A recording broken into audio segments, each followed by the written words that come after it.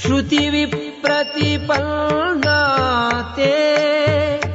yadā sthāsyati niścalā samādhāv acalā buddhis tadā yogam avāpsyasi. When your mind is no longer disturbed by the flowery language of the Vedas, and when it remains fixed in the trance of self-realization, then you will have attained the divine consciousness. Commentary by Sri Bhaktivedanta Swami Prabhupada of Gaudiya Sampradaya.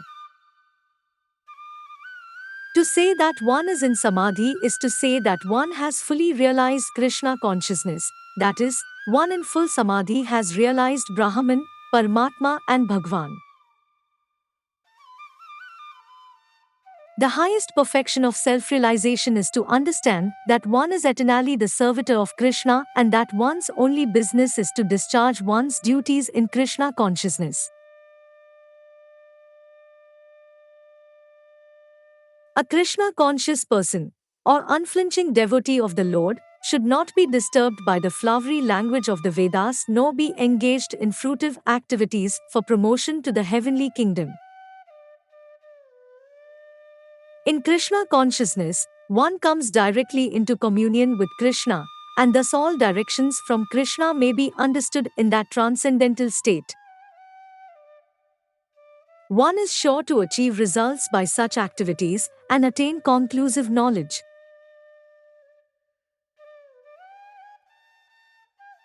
One has only to carry out the orders of Krishna or his representative, the spiritual master.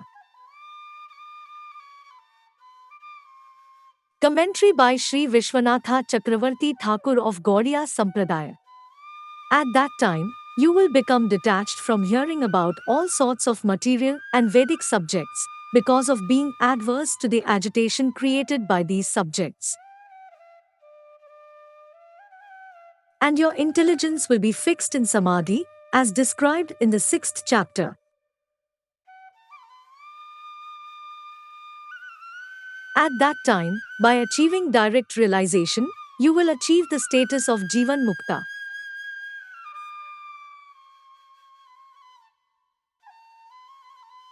Commentary by Sri Ramanujacharya of Sri Sampradaya. Here Shruti means hearing, and not the Veda. When your intellect, which, by hearing from us, has become specially enlightened, having for its object the eternal, unsurpassed and subtle self, which belongs to a class different from all other entities, then the intellect is firmly fixed, i.e., in a single psychosis, and stands unshaken. In such a concentrated mind, purified by the performance of duties without attachment, will be generated true yoga, which consists in the vision of the self.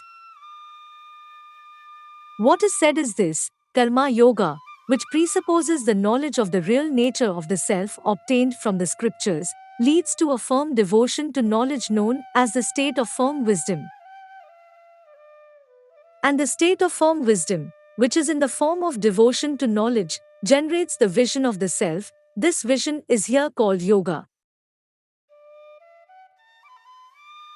Arjuna, thus taught, questions about the nature of firm wisdom which constitutes the means for the attainment of yoga, and which itself is attainable through karma yoga, which consists in work with detachment, and also about the mode of behavior of a man of firm wisdom.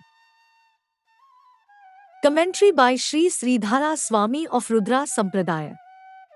The Supreme Lord Krishna further explains that when Arjuna's understanding, which is now bewildered by the distraction of various scriptural conclusions describing actions which lead to heaven and actions which lead to hell,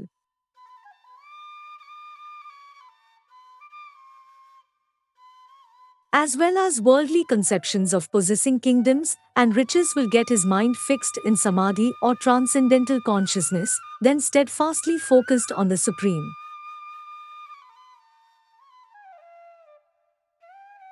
Not attracted to anything else due to expertise in yoga, permanently is ecstatically enthralled, thereby attaining the fruit of yoga, which is absolute realization of the ultimate truth. Commentary by Sri Mandvacharya of Brahma Sampradaya.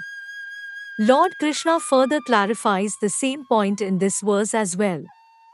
The intellect that was confused by contradictory arguments in the Vedas becomes perfectly stabilized by the proper interpretation of the Vedas.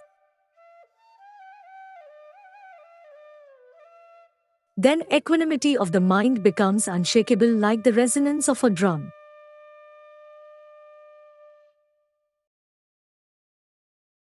Then with intense meditation on the bliss of the Supreme One shall attain communion with the ultimate truth within and succeed in all one's efforts.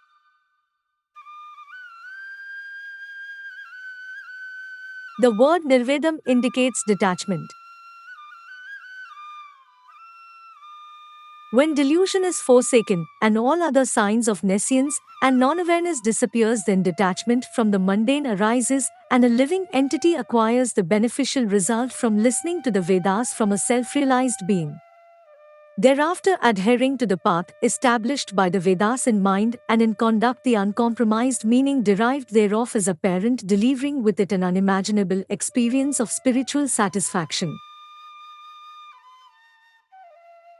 Thus, communion with Lord Krishna will be attained through liberation by equanimity of the mind developed in wisdom by spiritual intelligence.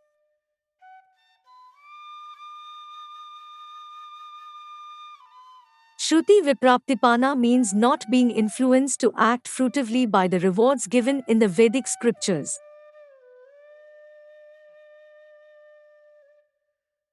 Commentary by Sri Keshava Kashmiri of Kumara Sampradaya. If one were to inquire further, that after achieving indifference to worldly topics by performing selfless activities free from desire for reward, will equanimity manifest? Lord Krishna states that when our minds caught between the dichotomy of dualities due to hearing throughout our lives conflicting conclusions and adhering to false conceptions, with little or no knowledge of the ultimate truth, and become steadfast,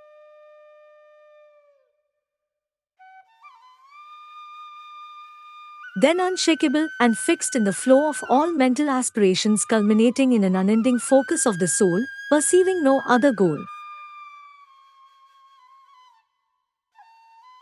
one will immediately be in the state of equanimity, as the fruit of equanimity is the gradual experience of the soul itself. Commentary by Sri Adi Shankaracharya of Advaita Sampradaya. If it be asked, by becoming possessed of the wisdom arising from the discrimination about the self after overcoming the turbidity of delusion, when shall I attain the yoga of the supreme reality, which is the fruit that results from karma yoga? When at the time when your mind that has become bewildered, tossed about, by hearing the Vedas that reveal the diverse ends, means, and their relationship are filled with divergent ideas, will become unshakable, free from the turbulence in the form of distractions, and steadfast, that is to say, free from doubt even in that unshakable state, in samādhāv, that is to say, in the self. Samādhāv being derived in the sense of that in which the mind is fixed, then, at that time, you will attain yoga, the enlightenment, self-absorption, that arises from discrimination.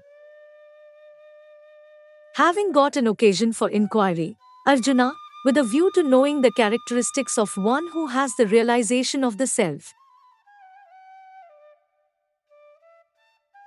By the word samādhāv is meant the enlightenment arising from discrimination, which has been spoken of in the commentary on the previous verse.